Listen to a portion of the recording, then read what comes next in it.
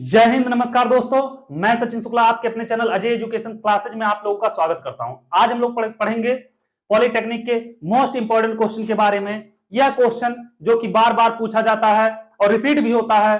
अगर ये क्वेश्चन आप लोग छोड़ दिए तो बहुत ज्यादा पछताओगे, क्योंकि जो भी क्वेश्चन ये है सब पूछे हुए क्वेश्चन है और इसके बेस पे क्वेश्चन पूछा जाता है और बार बार पूछा जाता है। ठीक है, चलो देखते हैं पहला क्या कह रहा है। पहला क्वेश्चन कह रहा है पृथ्वी के एकांक क्षेत्रफल। क्या कह रहा है क्वेश्चन बेटा, आप लोगों के सामने क्वेश्चन है। ठीक है, देखना क्या कह रहा है कि पृथ्वी के एकांक क्षेत्रफल द्वारा एकांक समय में ग्रहित सौर ऊर्जा की मात्रा को कहते हैं। बेटा जो ग्रहित सौर ऊर्जा की मात्रा को कहते हैं सौर नियतांक कहते हैं। क्या कहते हैं? सौर नियतांक कहते हैं। इसका जो होगा ऑप्शन ए सही होगा। क्या होगा? ऑप्शन ए सही होगा, क्योंकि सौर नियतांक उसको कहते हैं। दूसरा क्वेश्चन क्या कह रहा है बेटा, देखते हैं। दूसरा क्वेश्चन कह रहा रॉकेट नोदन का मुख्य सिद्धांत है। बेटा रॉकेट नोदन का जो मुख्य सिद्धांत होता है वो प्रतिक्रिया वाला होता है, तो क्या होगा? न्यूटन के तृतीय नियम पर आधारित होगा। कौन सा होगा बेटा इसका? ऑप्शन नंबर डी सही होगा। कौन सा होगा? ऑप्शन नंबर डी सही होगा, न्यूटन के तृतीय नियम पे। ठीक है, अगला क्वेश्चन क्या कह रहा है बाबू? अगला क्वेश्चन कह रहा है निम्न में से कौन सी इकाई ऊर्जा मापक है? अब बेटा ऊर्जा मापक, ऊर्जा को मापने की कौन सी इकाई है? हो जाएगा इसका बेटा वोल्ट स्क्वायर सेकंड प्रति ohm. Volt square second ohm inverse, यही दिया है बेटा। ये क्या हो जाएगा? इसका राइट आंसर हो जाएगा। ठीक है, अगला क्वेश्चन क्या दे रहा है? अगला क्वेश्चन देख लो। चलो अगला क्वेश्चन कह रहा है बंद कुंजी का प्रतीक चिन्ह है। तो बंद कुंजी का प्रतीक चिन्ह क्या होता है बाबू? ये बेटा ऐसे होता है, तो ये खुली कुंजी होती है, यहाँ पे डॉट लगा दिए, क्या होता है? बंद कुंजी। तो बंद कुंजी का यह क्या हो जाएगा? प्रतीक चिन्ह हो जाएगा। ठीक है, अगला क्वेश्चन क्या कह रहा है मेरे लाल? अगला क्वेश्चन कह रहा है यदि पृथ्वी ध्रुवी अक्ष के परितः घूमना बंद कर दे, मतलब पृथ्वी जो होती है बेटा ध्रुवीय अक्ष के परितः जो घूमती है बंद कर दे, तो दक्षिणी अक्ष पर स्थित वस्तु के भार पर क्या प्रभाव पड़ेगा? तो बेटा उस पर जो प्रभाव पड़ेगा, कोई प्रभाव नहीं पड़ेगा, कोई परिवर्तन नहीं होगा। जो पहला ऑप्शन दिया है वही सही होगा, कोई परिवर्तन नहीं होगा। ठीक है बेटा, आ जाओ अगले क्वेश्चन पे। अगला क्वेश्चन क्या कह रहा देखते हैं। अगला क्वेश्चन कह रहा है कि 6000 एंगस्ट्रॉम तरंगदैर्ध्य के प्रकाश की किरण एक समतल पृष्ठ पर आपतित होती है। ठीक है, यदि परावर्तित व आपतित किरणें परस्पर परावर्तित और आपतित किरणें परस्पर लंबवत हो तो आपतन कोण होगा 30 डिग्री, 45 डिग्री, 90 डिग्री और 60 डिग्री। ये दिया है बेटा, आप लोगों को बताना है कि कितना होगा। तो कितना होगा बेटा आप लोग बताना। अब बोला है, क्या बोला है? दिया है बेटा वहां पे म्यू दिया है इन अंडर रूट 3 दिया, यही दिया ना। और कहा आपतित किरणें और परावर्तित किरणें क्या है? परस्पर लंब है। तो चलो आपतित किरणें यह बाबू, यहां से अगर किरण आएगी ऐसे, यह मान लिया अभिलंब हो गया, यह किरण जा रही है। ठीक है, ये आपतित किरण आई कोण आई हो जाएगा, ये आपतित किरण होगा। क्या होगा? एक मिनट बेटा, यह आपतित किरण होगा, यह क्या होगा? अपवर्तित होगा। ठीक है, अब ये क्या है? एक दूसरे परस्पर लंबवत हैं। इतना समझ में आया? मतलब क्या कह रहा है? कह रहा है कि कोण I प्लस आर बराबर 90 अंश। तो आर बराबर कितना होगा?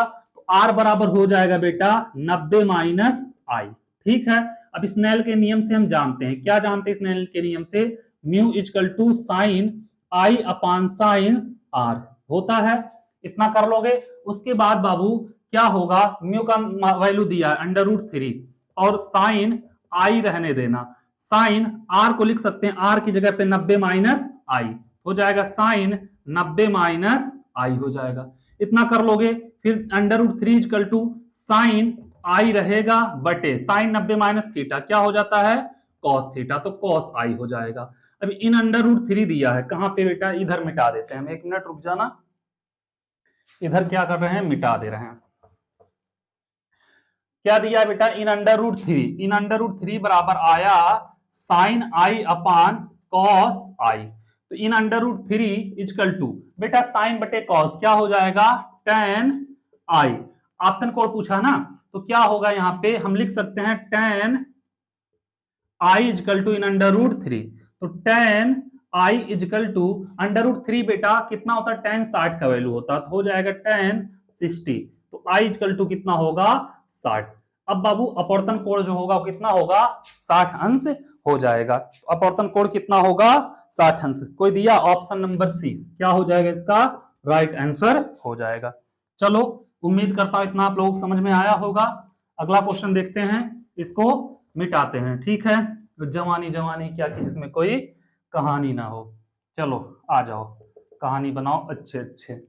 और अगला क्या दे रहा है बेटा, कह रहा है पृथ्वी का द्रव्यमान कैपिटल एम निम्नलिखित में से किसके बराबर है। तो बेटा बताना है पृथ्वी का द्रव्यमान जो है कैपिटल एम जो है किसके बराबर है, ये आप लोगों को बताना है। तो क्या दिया है, ऑप्शन दिया है R square by small G to capital G, और दिया है बेटा capital G capital R square by G, और दिया है बेटा small G capital G by R square, small G R square by capital G. तो बेटा गुरुत्वीय त्वरण के लिए अगर हम निकालेंगे यम का मान, दिया है गुरुत्वीय त्वरण जी के लिए capital G Yama by R square होता है। तो यहां से अगर हम यम का वैल्यू निकालेंगे तो M is equal to small G R square by capital G, A होगा इसका वैल्यू। कोई दिया ऑप्शन देख लो बेटा, small G R square by capital G, D वाला ऑप्शन क्या होगा इसका राइट आंसर हो जाएगा। ठीक है, आ जाओ अगले क्वेश्चन की तरफ।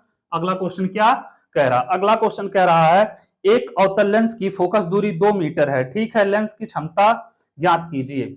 बाबू लेंस की फोकस दूरी दिया है एफ बराबर दिया है -2 मीटर, अवतल लेंस है तो क्षमता बेटा निकालना P equal to 1 upon F, तो हो जाएगा माइनस कर लो आगे बाई 2, मीटर में है यह है कोई दिक्कत नहीं होगा, तो 2 5 10, तो P बराबर हो जाएगा -0.2 0.5 डायोप्टर बेटा, -0.5 डायोप्टर। कोई दिया है बेटा ऑप्शन नंबर ए, क्या होगा इसका राइट आंसर हो जाएगा, कोई दिक्कत नहीं होनी चाहिए। अगला क्वेश्चन क्या कह रहा है, अगला क्वेश्चन देख लो, इसी के साथ लगे हाथ निपटा दो उसको भी। अगला क्वेश्चन कह रहा है कि नेत्र का वह पतली झिल्ली जो कि प्रकाश को अंदर आने देता है। तो बेटा जो हमारी आंख की पुतली होती है, नेत्र की वह एक पतली झिल्ली होती है जो क्या करता है आंख प्रकाश को अंदर आने देता है। तो कौन सा ऑप्शन सही होगा बेटा, पुतली हो जाएगा। क्या होगा, पुतली इसका सही आंसर हो जाएगा। जो हमारे प्रकाश को हमारे आंख के अंदर आने देता है वो क्या है, नेत्र की एक पतली झिल्ली है। ठीक है, अगला क्वेश्चन क्या कह रहा है, कह रहा है कि संबंध साइन आई बटे साइन आर, नियतांक बेटा साइन आई बटे साइन आर, नियतांक एन भी लिखते हैं कहीं कहीं, और बेटा नियतांक भी होता है, ये किसके नियम पे होता है आप लोग जानते हैं, स्नेल के, किसके स्नेल के। तो कहीं दिया है बेटा स्नेल के नियम को, बी फॉलो करता है बेटा किसके, स्नेल के नियम को फॉलो करता है। ठीक है, इतना आप लोगों को समझ में आया होगा, कोई दिक्कत नहीं होनी चाहिए। चलो आ जाओ चलते हैं अगले क्वेश्चन की तरफ। अगला क्वेश्चन क्या कह रहा है देखते हैं, फिर उसको भी निपटाते हैं। अगला क्वेश्चन कह रहा है बेटा निम्न में से कौन मृदु इस्पात कौन नहीं बना होता है। तो बेटा कौन सा मृदु इस्पात जो होता नहीं बना होता है वह लाउड स्पीकर की चुंबक होती है। ऑप्शन नंबर डी क्या होगा इसका राइट आंसर हो जाएगा। जो लाउड स्पीकर की चुंबक होती है और मृदु इस्पात नहीं बना होता है। पारे का घनत्व होता है बेटा, आप लोगों को पता ही होगा पारे का घनत्व कितना होता है, 13.6 ग्राम प्रति सेंटीमीटर क्यूब। पारे का घनत्व कितना होता है 13.6 ग्राम प्रति सेंटीमीटर क्यूब होता है बेटा। अगला क्वेश्चन क्या कह रहा है, अगला क्वेश्चन कह रहा है निम्न में से अदिश राशि है बेटा, तो अदिश राशि बताना है बल वेग विस्थापन द्रव्यमान। तो द्रव्यमान के लिए बेटा कोई दिशा की जरूरत नहीं होती है, तो द्रव्यमान क्या होगा अदिश राशि होगी। ठीक है, द्रव्यमान क्या होगा अदिश राशि होगी। आ जाओ अगले क्वेश्चन पे। अगला क्वेश्चन क्या कह रहा है मेरे लाल, अगला क्वेश्चन कह रहा है कि 3000 एंगस्ट्रॉम तरंगदैर्घ्य वाले प्रकाश की आवृत्ति क्या होगी। तो बेटा आपको बताना है 3000 एंगस्ट्रॉम तरंगदैर्घ्य वाले प्रकाश की आवृत्ति, तो कैसे बताओगे आप लोग बेटा? आवृत्ति क्या होगी? तरंगदैर्घ्य दिया 3000 एंगस्ट्रॉम, 3000 एंगस्ट्रॉम ये दिया है बेटा। हमसे क्या पूछ रहा है? आवृत्ति पूछ रहा है। तो आवृत्ति कैसे बताओगे बेटा? चलो ठीक है, इसको लिख सकते हैं बेटा 3000 गुणे 10⁻10 मीटर। आवृत्ति मान लिया v equal to c by lambda हो जाएगा बेटा। कितना होगा? 3 गुणे प्रकाश की चाल 3 गुणे 10⁸, ये हो जाएगा 3000 और गुणे 10⁻10। ठीक है, इतना कर लोगे आप लोग। अब बाबू इसको लिख सकते हैं अगर हम लिखना चाहें, 1 मिनट देखना। 3 गुणे 10⁸, बेटा 3 जीरो हटेगा, यहाँ पे हो जाएगा 3 गुणे 10⁻7, 3 से 3 खत्म, यह ऊपर जाएगा 8 7 15, 10⁻15 हर्ट्ज हो जाएगा बेटा। कितना होगा? 10⁻15 हर्ट्ज, ये हो जाएगा इसका मान। ठीक है, चलो अगला क्वेश्चन क्या कह रहा? 10/15 हर्ट्ज दिया ही नहीं। अच्छा GH दिया है बेटा, तो कितना हो जाएगा बेटा? यहाँ पे 10/6 GH हो जाएगा। आया समझ में?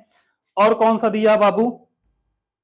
विद्युत धारा का एसआई मात्रक। अगला क्वेश्चन कह रहा है विद्युत धारा का एसआई मात्रक। आप लोगों को पता होगा बेटा, एम्पियर जो होती है वो क्या होता है? विद्युत धारा का एसआई मात्रक होता है। क्या हो जाएगा? ये एम्पियर हो जाएगा। ये तो आप लोगों को पता ही रहा होगा। ठीक है, चलो चलते हैं अगले क्वेश्चन की तरफ। अगला क्वेश्चन क्या कह रहा है?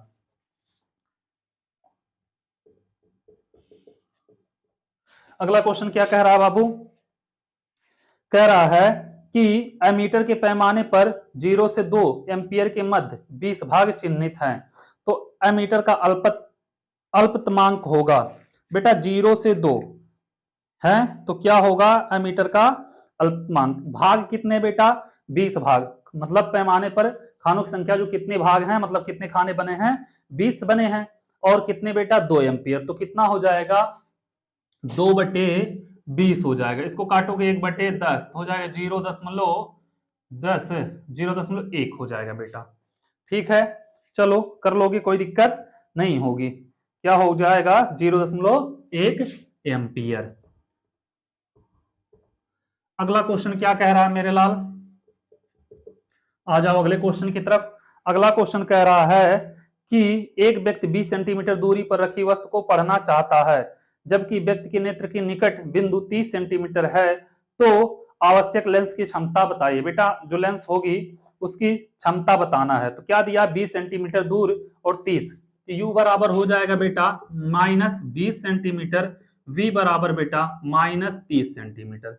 पढ़ना चाहता सामने बेटा दोनों हो जाएगा। फोकस दूरी अगर पता हो जाए तो हमें क्या पता चल जाएगा? उसका क्षमता। तो F बराबर होता है बेटा, F बराबर होता है UV upon V minus U। ये होता है F बराबर UV V माइनस U। इस पे लगाओगे आप लोग बेटा, आ जाएगा, कोई दिक्कत नहीं होगी। करना यहाँ पे कितना दिया है? -20 गुणे -30 और बटे इसका वैल्यू है बेटा V का -30 और माइनस माइनस प्लस 20।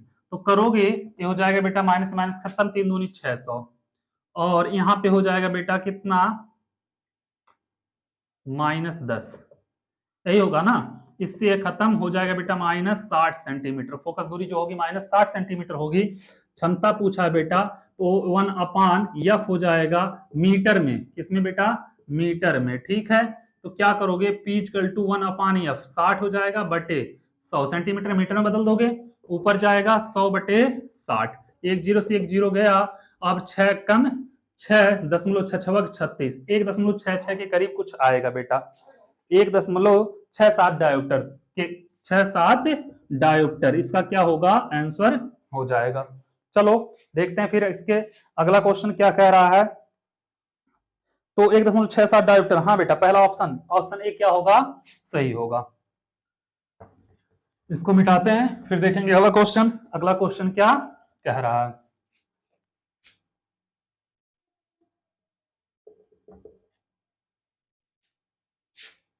अगला क्वेश्चन कह रहा है बेटा, कहां गया? ध्वनि तरंगों की आवृत्ति का परास। बेटा ध्वनि तरंगों की आवृत्ति का जो परास होता है 20 हर्ट्ज से 20,000 हर्ट्ज तक होता है। बेटा कितना होता है? 20 हर्ट्ज से से 20,000, कितना बेटा 20,000 हर्ट्ज होता है। तो देखना कहीं पे दिया है 20 हर्ट्ज से 20,000 हर्ट्ज, 20 हर्ट्ज से 20 किलो हर्ट्ज, 25 हर्ट्ज से 25 किलो हर्ट्ज, 40 हर्ट्ज से 45 किलो हर्ट्ज, 45 हर्ट्ज से 50 किलो हर्ट्ज। हाँ बेटा इसको क्या करो किलो में बदल दो, तो हो जाएगा 20 हर्ट्ज से, इसको लिख सकते हैं हर्ट्ज से क्या बेटा 20 किलो हर्ट्ज, ठीक है 20 किलो हर्ट्ज। तो ऑप्शन ए जो होगा बाबू मेरे लाल वो क्या होगा, सही हो जाएगा, ठीक है। चलो आ जाओ देखते हैं अगला क्वेश्चन। अगला क्वेश्चन क्या कह रहा है, अगला क्वेश्चन कह रहा है तारों के टिमटिमाने का कारण है। तो तारों का टिमटिमाना क्यों टिमटिमाता है बेटा, क्योंकि जो वायुमंडल के अपर्तनांक में सतत परिवर्तन के कारण तारे क्यों टिमटिमाते हैं, जो वायुमंडल होती है उसमें सतत परिवर्तन के कारण तारे क्या होते हैं, टिमटिमाते हैं। इसका बेटा ऑप्शन सी सही होगा। जल में नौका के नौकायन द्वारा निर्मित तरंग है। तो बेटा जल में मान लो नदी उदी है, उसमें जब नौका चलता है, नाव चलता है, तो उसके कारण जो निर्मित तरंग होती हैं उसको क्या कहते हैं हम लोग, अनुप्रस्थ तरंग कहते हैं। क्या कहते हैं, अनुप्रस्थ तरंग। ऑप्शन ए क्या होगी, सही होगी। जब नाव चलती है तो उसमें तरंग निकलती है ना बेटा, तो कौन सी तरंग होती है वो, अनुप्रस्थ तरंग होती है। अगला क्वेश्चन कह रहा है, क्या कह रहा है देखना, अगला क्वेश्चन कह रहा है बेटा कि सौर ऊर्जा का स्रोत है बेटा नाभिकीय विखंडन, नाभिकीय विखंडन, नाभिकीय संलयन, प्राकृतिक गैस दहन और लिग्नाइट का दहन। तो सौर ऊर्जा का स्रोत जो होता है बेटा नाभिकीय संलयन होता है, नाभिकीय संलयन होता है। ऑप्शन बी क्या होगा, सही होगा, ठीक है।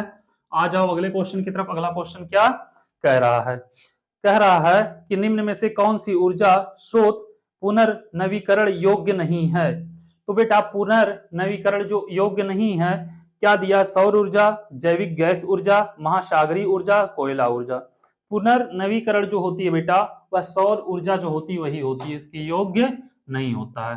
कौन सा होता है, सौर ऊर्जा। क्या होगा बेटा, सौर ऊर्जा। उसके बाद चलते हैं अगले क्वेश्चन की तरफ। अगला क्वेश्चन क्या कह रहा है उसको भी देखेंगे। निम्न में से कौन सी गैसें दुर्लभ हैं। तो बेटा दुर्लभ जो होती हैं हीलियम होती हैं, नियान होती हैं, क्रिप्टान होती हैं। क्या होती हैं, हीलियम होती हैं, दूसरा नियान होता है और तीसरा होता है बेटा क्रिप्टान होता है, ठीक है। तो मतलब तीनों दिया है बेटा, तो क्या होगा, ऑप्शन सभी वाला सही होगा, ठीक है। याद रखना दुर्लभ गैस हीलियम, नियान और क्रिप्टान होता है। निम्नलिखित उपकोषों में से कौन सा संभव नहीं है, 1s तो संभव होता है, 2s ये भी संभव है, 1p बेटा निम्नलिखित उपकोषों में 1p संभव नहीं है। तो क्या होगा, ऑप्शन नंबर बी सही हो जाएगा, ठीक है। चलो वीडियो अगर आप लोगों को अच्छा लगा हो तो चैनल को शेयर और वीडियो को लाइक करना आप लोग मत भूलिएगा। Thank you so much.